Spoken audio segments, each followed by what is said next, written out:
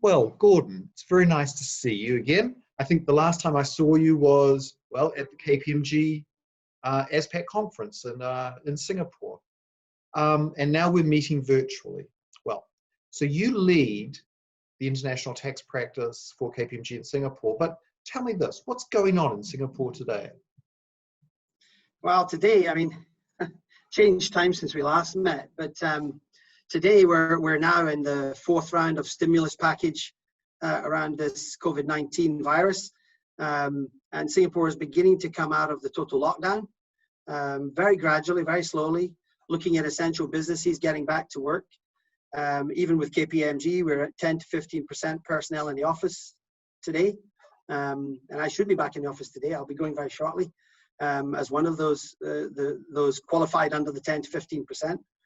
But that has been the approach of Singapore, is to come out of the lockdown very slowly and gradually and carefully to ensure that we manage this in the best way possible. The latest round of stimulus, which is dated 26 May, is what we call the Fortitude stimulus, and it's focused on strength as we come out of lockdown, and that's a huge $25 billion stimulus package, again focused largely on those industries which will take a little bit longer to come out of lockdown, and ensuring that that they meet the number one objective, which is to maintain employment and manage wage incentives and manage the reduction in levies to enable business just to tide itself over until we're all back to normality, and whether that will happen at all. But in reality, the government now, and this fourth round of stimulus, has spent approximately $70 billion in stimulus across the whole of Singapore, and primarily targeted at those industries which were most hurt by the COVID-19 virus, and that would be the aerospace, aviation industry, and the hospitality industry and tourism. And what sorts of things are in those support packages for businesses, Gordon? I think largely, of course, the government is held back on collecting tax, held back on collecting levies that it would normally be charging. That's one side of it. But it's primarily focused at keeping people in employment. In other words, the equivalent of furloughs or contributions towards salaries of individuals, and focused grants and stimulus for key industries. Okay, so I guess that means for folk that are in those industries, they should be checking into whether they can qualify for some of these expanded benefits to help support their business through this difficult time. Absolutely. So that's something that you're doing. And then, Gordon, you were telling me about how Singapore and the firm is sort of looking towards the future with SG Clean. Tell me a little bit about that. That's really interesting.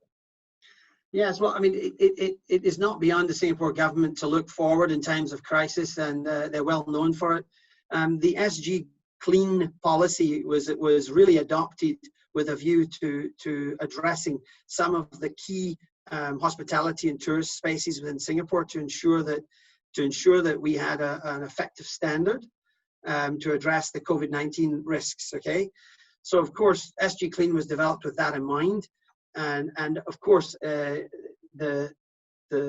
is a tried and tested checklist of key and relevant points around COVID-19, making sure that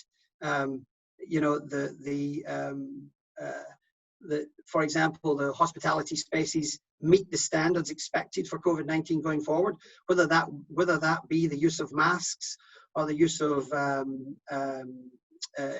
self-distancing within the hospitality areas, or beyond that, just to key